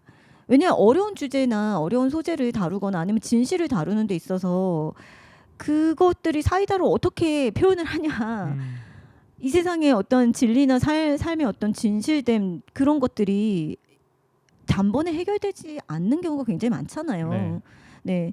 그러면 그 사이다는 어디서 찾아야 되냐? 뭐 빠르게 한 편 안에 그 독자들이 원하는 어떤 시각적인 스펙터클을 주던가 아니면 대사를 주던가 그런 것들에서 찾아야지 내용에서 찾을 수는 없다라고 네. 말씀을 많이 드리는데 애의 올이 그 면에서는 되게 좋은 참고가 되는 작품이라는 생각이 들었어요. 그래서 저는 2022년 올해의 영화가 애의 올입니다. 네. 네, 작가님은 올해의 영화 어떤 작품인가요? 저는 올해 영화를 많이 못 봤어요. 네, 그래서 사실 올해 영화라고 말하기에는 비교 대상이 있어야지 사실은 올해 영화라고 말할 수가 있잖아요. 네, 그래서 올해 영화라고 말씀드리기 조금 부담스럽고 음. 올해 신인 감독 네, 누구인지 감이 또 올 네. 것 같은. 굉장히 감독 중에 제일 잘생기지 않았나 이런 생각이 드는 네, 이정재 감독의 네, 감독 입봉작 네, 헌트를 헌트. 이제 학교 교수님들이랑 같이 봤거든요. 네, 학교 이제 저희가 이제 교수님들이랑 같이 크리에이티브 데이인가요? 그게 네, 뭐 정확한 교직원 워크숍 같은. 행사 네. 명칭은 잘 모르겠습니다만 문화생활을 같이 할 수 있는 어떤 기회를 주는 날이 있는데 그날 이제 같은 조가 된 교수님들이랑 같이 극장에서 봤어요. 그러고 나서 이제 나와가 저 이제 되게 정보가 없이 봤거든요. 네, 네. 그냥 어느 시대를 그리고 있는지는 알고 있었고 이정재 씨랑 정우성 씨가 같이 나오는 거 이 정도 알고 봤었는데 네. 기대했던 것보다 훨씬 재밌었어요. 맞아요. 저도 그날 봤는데 너무 재밌었어요. 네, 같이 네. 봤던 거 같이 보진 않았고 네, 같은 날 같은 날 봤었는데 봤어요. 보고 나서 네. 와서 이야기 나누는데 모든 교수님들이 다 좋은 평가를 했었던 걸로 기억해요. 맞아요. 그리고 이게 되게 재밌었던 건 뭐냐면 그 모든 교수님이라고 하는 분들은 만화 전공 교수님, 애니 전공 교수님, 게임 다 전공 섞여 있죠. 교수님, 뭐 그 유아교육과 연극 전공 네. 교수님 다 다양하거든요. 네. 그래서 콘텐츠를 다루는 과들이 많잖아요, 저희 네. 학교에. 그래서 각 분야의 콘텐츠 전문가들인데 다 재밌게 봤다라는 거가 되게 흥미로웠어요. 그렇죠. 그리고 다들 막 이정재는 생긴 것만 잘생긴 게 아니다. 어떻게 연출도 이렇게 잘하지? 라는 그러니까요. 이야기를 되게 많이 했거든요. 맞아요. 그리고 되게 다루기 어려운 소재를 다뤘어요. 엄청 어려운 소재를 다뤘고 엄청 어려운 형식을 다루기도 했고 그래서 근데 또 자기가 잘하는 걸 잘 녹여냈어요. 맞아요. 그래 사실 생각해보면 이정재는 최근에 저런 역할만 했지라는 생각이 드는. 그러니까 배우로서는 자기가 잘하는 거를 다뤘고 감독으로서는 굉장히 어려운 거를 데뷔작 소재로 골랐구나라는 생각이 네. 들었는데 굉장히 완성도가 높고 되게 잘 만들어진 영화라서 그냥 단순히 뭔가 이정재 감독 영화라고 하니까 궁금해서 혹은 뭐 정우성이랑 이정재가 같이 나온다고 하니까 재밌겠네 그 정도로 생각하고 보셔도 좋고요. 꽤 기대하고 보셔도 좋다는 생각이 들어요. 정말 재밌게 본 영화였어요. 저는 그런 인터뷰를 봤었거든요. 이정재 님이랑 계속 오랜 동안 친구시잖아요. 서로 이정재 배우와 그 정우성 배우가. 네. 근데 이 정우성 배우를 캐스팅할 때 당신이 가장 멋있게 보이게 찍어주겠다라고 했었다고. 근데 진짜 멋있더라고요. 맞아요. 멋지게 나이 들고 있구나라는 생각이 들었어요. 그러니까 진짜. 젊게 보여서 멋있는 게 아니고요. 네네. 그 나이에 맞게 보여요. 근데 멋있어요. 그러니까 M자 탈모가 있는 걸 가리지 않고 정확하게 되게 일부러 더 강조했다고 생각이 드는 그래요? 헤어스타일이거든요. 근데 그래서 정우성 씨가 나이를 알 수 없는 얼굴이에요. 미남이니까 워낙에. 네. 근데 그 역할은 상당히 리더 계급에 있는 정도의 역할이니까 좀 나이 들어 보이게 하고 표정도 그렇게 하고 말투도 약간 그렇게 하시는데 근데 멋있어요. 멋있어요. 그러니까 젊어 보여서 꽃미남의 멋이 아니라 이제 맞아요. 진짜 미중년의 멋이 나오는구나. 중후한 라는 그 느낌이 매력. 들어요. 네. 근데 저는 그 M자 탈모는 전혀 느끼지 못했네요. 그쪽까지 시선이 안 가죠. 얼굴이 너무 화려해서. 그랬나 봐요. 네, 전혀 화들 때 놀랐어요. 아니 M자 탈모였다고? 그리고 저거 뭐지? 그 고문을 하고 있는데 그렇게 정장 화보처럼 멋질 일인가? 아니 그래서 맞아요. 그래서 아니 저거는 되게 약간 잘못된 연출 아닌가? 저거 저렇게 멋있게 그리면 안 되잖아. 라는 생각이 저렇게 멋있으면 안 들기도 되는데. 하죠. 정장 화보 같아요. 맞아요. 네, 그래서 저도 되게 재밌고 멋지게 봤던 네. 영화였어요. 되게 흥미로웠던 작품입니다. 네, 이제 마지막이에요. 저는 올해 책을 하나 가지고 왔어요. 네네. 요거 이제 제가- 만화가 아닌. 네, 만화가 아닌 책인데요. 제가 요즘에 뭘 느꼈냐면 저에 대해서 이렇게 하나씩 저도 이렇게 나이 들면서 내가 이렇네라는 생각을 하나씩 또 새롭게 알아가는 시점인 것 같아요. 참 신기하게도 이 나이가 먹어도 그런 생각이 든답니다. 근데 요즘에 무슨 생각을 했냐면 이 나이가 먹어도라고 하셨지만 네, 보시는 분들이 홍란지 박사님 나이를 잘 모르시더라고요. 네 나이가 굉장히 많거든요. 저 최근에 네, 저보다 나이가 많다는 사실에 놀라는 사람 만났었어요. 그렇군요. 네. 네. 뭐라고 제 얘기를 해야 될지 잘못인지도 모르겠는데 모르겠고요. 뭐라고 반응해야 될지 모르겠어서 워낙 동안이셔서. 넘어가겠습니다. 네. 근데 제가 그 스트레스를 받거나 일을 할 때 뭔가 도피의 수단으로 책을 읽는구나라는 걸 최근에 깨달았어요. 몰입할 곳이 필요한 건가요?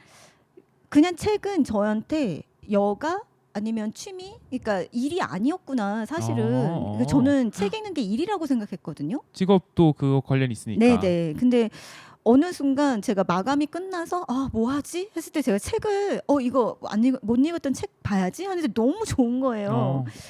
내가 이거를 되게 스트레스 해소 수단으로 삼았었구나. 그걸 알게 된 건 너무 좋네요. 그렇죠. 네, 몰랐어요. 근데 올해 갑자기 책 읽는 즐거움이 나에게는 일의 즐거움이 아니라 뭘 알게 되는 즐거움이 아니라 해소의 수단이었다라는 생각이 들면서 책 읽는 게 조금 더 재밌어졌는데 최근에 이 목정원 선생님의 모국어는 차라리 침묵이라는 책을 읽게 됐어요. 이게 제가 사실은 아까도 말씀드렸다시피 책을 읽는 게 좀 일이라고 생각을 했기 때문에 저는 좀 읽는 책의 어떤 장르가 좀 명확한 편이에요. 네네네. 네, 뭐 내가 알고 싶은 영역 그거를 좀 해소시켜 줄 수 있는 어떤 이론 서적이랄지 아니면 사회학 책이랄지 그러니까 그런 서적들을 굉장히 많이 손에 이렇게 끄집어내서 읽었었는데 이 책은 제가 잘 읽지 않는 장르예요. 에세이거든요.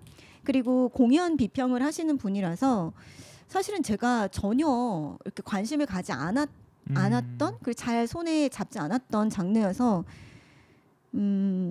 네, 평소 같았으면 읽지 않았을 거고. 그리고 왜 접하게 되신 거예요? 공연에 대해서 글을 잘 쓰고 싶다는 생각이 한번 들은 적이 있어요. 그럼 결국은 처음에는 목적을 가지고 보신 거네요. 그렇죠. 그러니까 왜냐하면 제가 요즘 공연을 보러 다니는데 제가 항상 언제든지 다시 볼 수 있는 것들에 대해서 많이 얘기를 하잖아요. 만화도 만화, 그렇고 웹툰, 영화, 드라마. 다. 그렇죠. 네. 근데 저는 한 번도 이런 실시간으로 흘러간 것에 대해서 다시 되새김질하려는 노력을 잘 하지 않았던 것 같아요. 그러니까 물론 콘서트도 많이 다녀봤고 네네. 연극도 봤고 뮤지컬도 봤지만 이것들에 대한 감상을 내가 좀 써보고 싶다 아니면 그걸 좀 기억을 해내고 싶다라는 생각을 안 하다가 요즘에 공연을 많이 보면서 되게 충격적인 어떤 감상을 느끼고 나를 되돌아보는 경험을 했는데 이걸 내가 어떻게 받아들이고 어떻게 정리를 해야 되는 거지?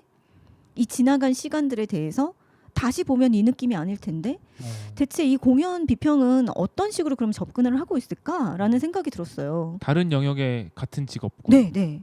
그래서 또 다른 지점이 또 궁금한 것은 음악 칼럼 쓰시는 분들이시거든요. 그러니까 클래식 칼럼을 쓰시는 분들의 어떤 그런 글들을 읽을 때도 여기는 음악을 좀 내가 더 많이 알아야 되겠는데 그러니까 클래식 용어도 너무 많이 알아야겠는데 라는 생각이 들었어요. 아무튼 그래서 공부를 좀 해보고 싶다라는 식으로 접근을 한 건 맞아요. 저 약간 비슷한 맥락 최근에 네. 느낀 적이 있는데 제가 광주에 특강 갔다 왔잖아요. 네. 근데 같이 특강 갔던 분들 중에 공연예술스쿨의 민세롱 교수님이 같이 네, 가셨었거든요. 네, 네. 근데 그분이 공연 기획자이시고 공연 연출하시는 분이시잖아요. 그러니까 저도 만화 연출에 대해서 계속 공부하고 있는 입장이고 가르치고 있는 입장이고 하다 보니까 연출에 대해서 이야기를 하시는데 사실은 공연은 연출의 본가거든요. 맞아요. 연출은 말 자체가 사실은 연극에서부터 나온 시작을 거라서 했으니까. 연극의 어떻게 보면 연출의 이야기를 하시는 분은 근본이잖아요. 근본이죠. 그래서 그걸 듣고 있는데 그러니까 그 얘기를 되게 깊게 하진 않으셨어요.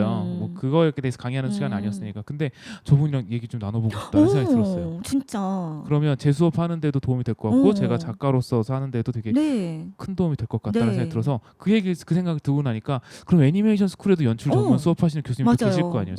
우리 학교에서 강의를 하고 있는 이점을 이런 식으로 살려야 되지 않는가라는 생각이 살짝 들어서 진짜. 다른 영역에서 비슷한 일을 하고 있는 사람에게 관심이 가더라고요. 그렇죠. 네, 저도 그래서 이 책을 되게 관심을 가져서 읽어보게 됐는데 글을 굉장히 감상적이라고 불러도 얘기를 해도 될지 모르겠어요. 근데 에세이니까. 네, 제가 근데 에세이적인 글쓰기를 좀 약간 오그라든다고 생각을 스스로가 좀 해서 잘 읽질 않는 경우가 있는데 이분의 글을 읽으면서 나도 이렇게 쓰고 싶다라는 생각으로 바뀌었어요. 네, 너무 아름다워요.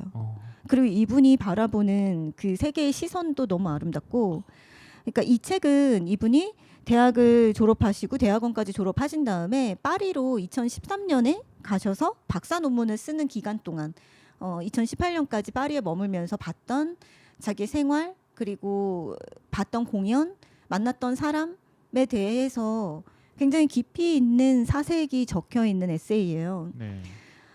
전 근데 제가 이런 에세이를 읽으면서 눈물을 흘릴 줄은 몰랐어요.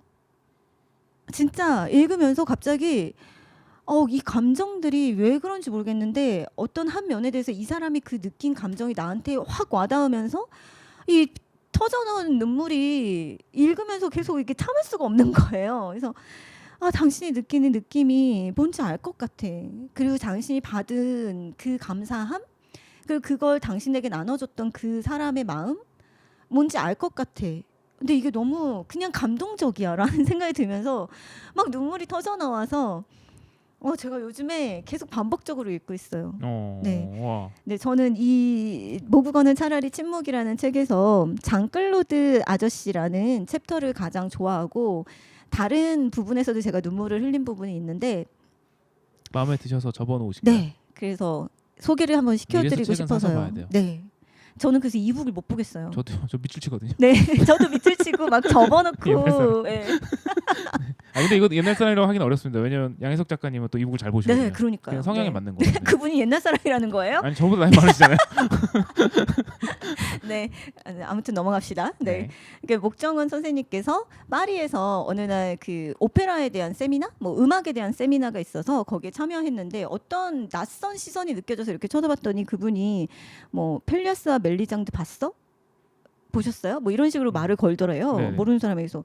뭐지? 하고 이렇게 네. 경계를 하게 되잖아요. 그래도 갑자기 표를 주면서 언제 어디 극장으로 몇 시까지 어디로 와. 모르는 사람이. 표를 주면서. 네.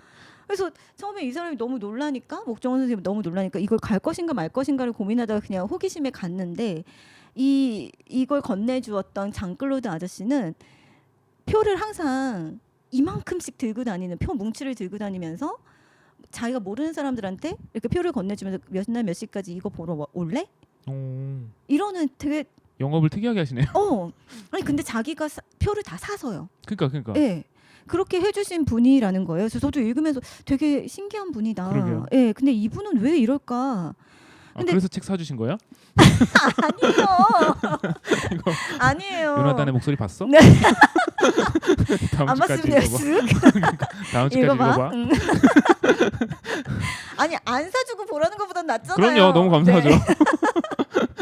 아니 근데 처음에는 이해가 안 되고 이해가 안 됐는데 그 사람의 마음이 내가 뭔가를 좋게 봤을 때 나누고 싶은 그런 마음이었나? 그러니까 그래서 네. 우리가 영업하고 싶은 마음 있잖아요. 네. 좋아하는 작품에 네. 대해서 지금 이거 찍고 있는 이유도 그런 거고. 그렇죠. 네. 근데 그런 마음으로 목정원 선생님뿐만이 아니라 굉장히 여러 명의 사람들을 수첩에다가 빼곡히 적어두고 그거 이 시간에 이거 하는데 보러 올래? 올 수 있어?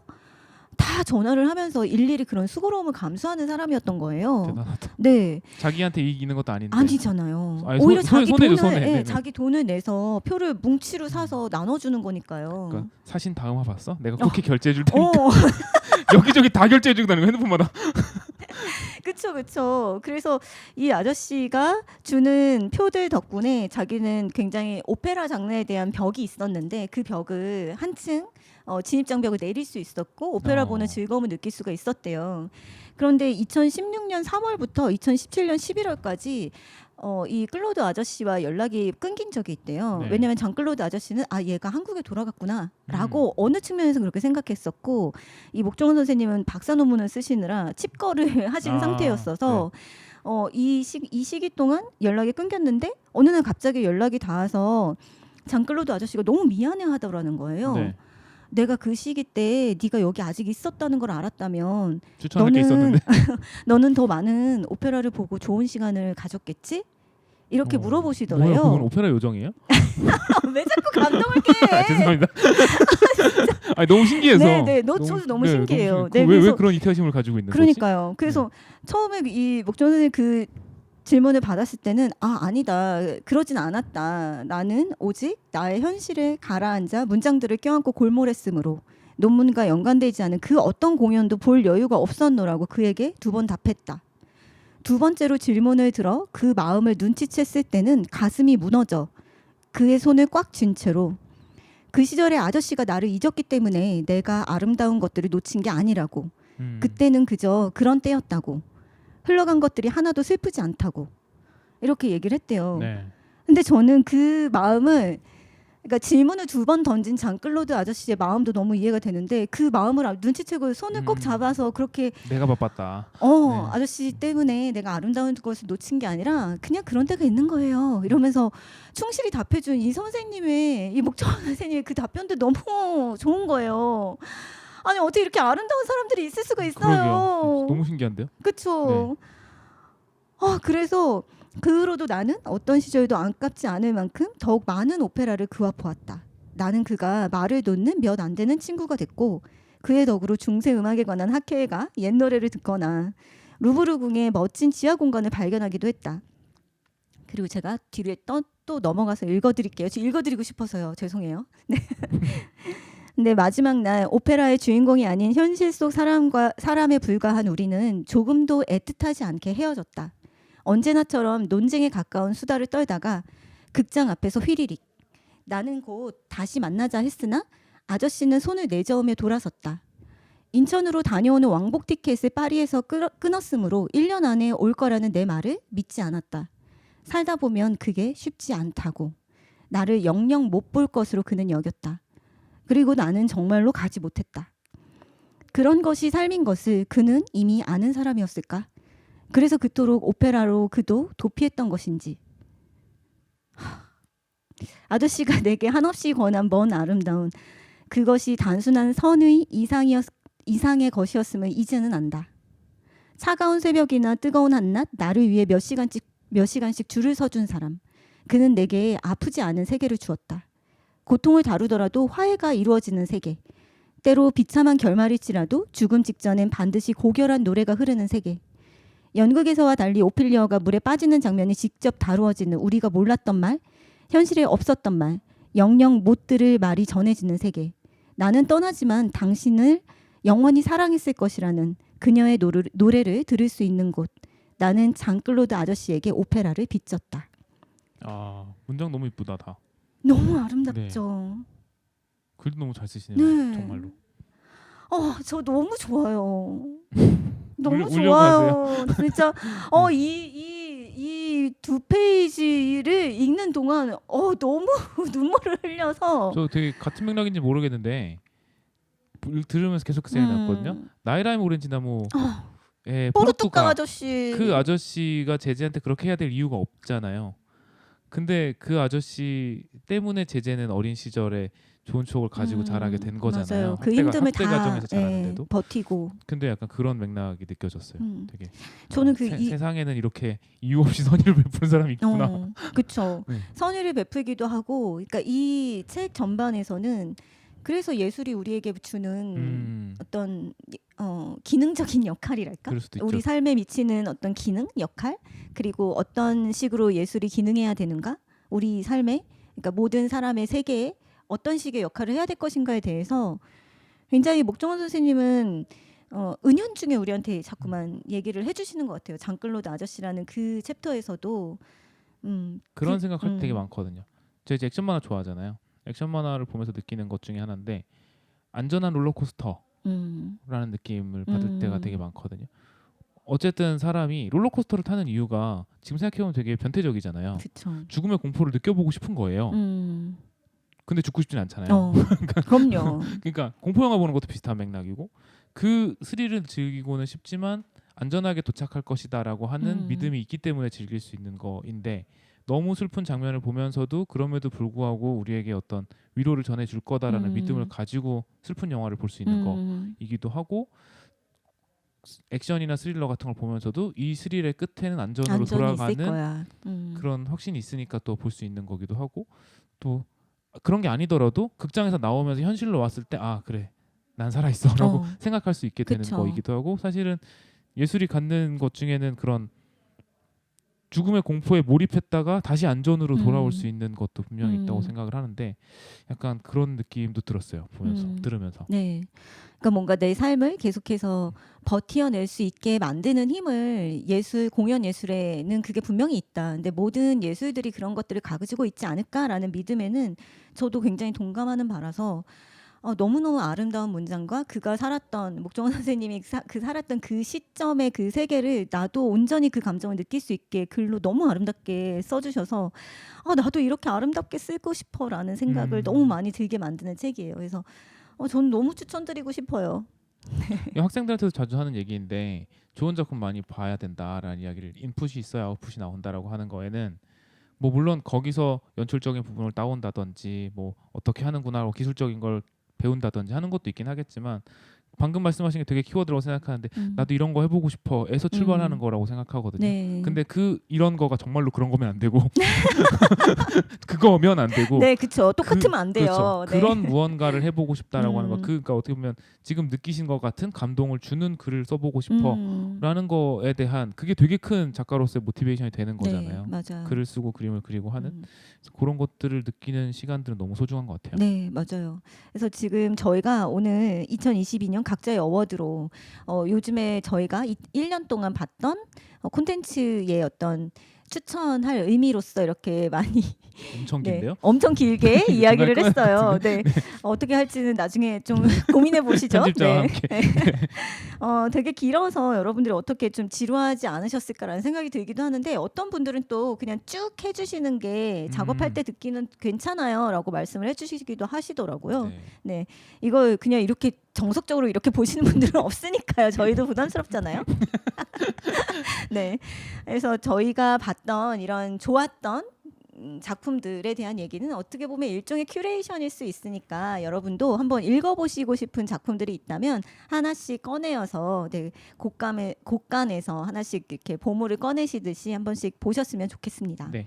네. 여기서 추천받은 작품을 보는 즐거움을 느끼셔도 너무 좋겠고, 연말이잖아요. 네. 자기 어워즈 정리해 보시는 것도 좋을 것 그것도 너무 같아요. 좋을 것 같아요. 네, 어떤 댓글에다가 면에서. 또 추천해 주시는 작품 있으면 저희도 그쵸. 내년에 또 2023년에 작품이 될 수도 있고. 네, 맞아요. 너무 좋을 것 저희의 같아요. 곡간을 채워주실 수도 있으니까 그러니까요. 댓글에 본인의 어워드를 써주셔도 참 좋겠네요. 저의 마지막으로 올해 기다림은 슬램덩크 극장판입니다. 아, 네. 일본에서는 최근에 개봉을 했거든요. 개봉했어요, 일본에서. 12월 3일날 개봉을 해서 웬일이야. 내년 1월 초에 한국에서도 이제 개봉 예정이에요. 네. 그래서 기다리고 있는데, 일본에서 평이 갈리긴 하는데 그 갈리는 거가 성우 교체에 대한 불만이 있는 분들이 많고, 옛날 추억이니까 아무래도 그런 거 이외에 작품 자체는 재밌었다라고 하는 평이 되게 압도적이더라고요. 산왕전을 다루고 있고, 우와. 그 교수님 송태섭 좋아한다고 하지 않았어요? 네, 송태섭. 송태섭의 서사가 굉장히 빵빵하게 채워져 있어서 송태섭이 거의 주인공처럼 나온다고 하더라고요. 너무 좋아요. 근데 저는 왜 그렇게 했는지 대충 알 것 같거든요. 그거는 슬램덩크가 국내에서 개봉하면 또 보고 와서 이야기 말씀드리겠습니다. 나눠보도록 하죠. 네, 오늘 굉장히 길었지만 여러분들 알찬 시간이 되셨기를 바라고요. 너무 길게 이렇게 지루해라는 느낌은 안 받으셨으면 좋겠네요. 네, 재밌었으면 좋겠습니다. 네, 너무 긴 시간을 뺏어서 양세준 작가님께 살짝 죄송합니다. 네. 네, 그럼 저희 마지막 인사를 할게요. 재미의 이유의 저는 홍난지였고요. 양세준이었습니다. 여러분 다음에도 또 만나요. 연말 즐겁게 보내세요.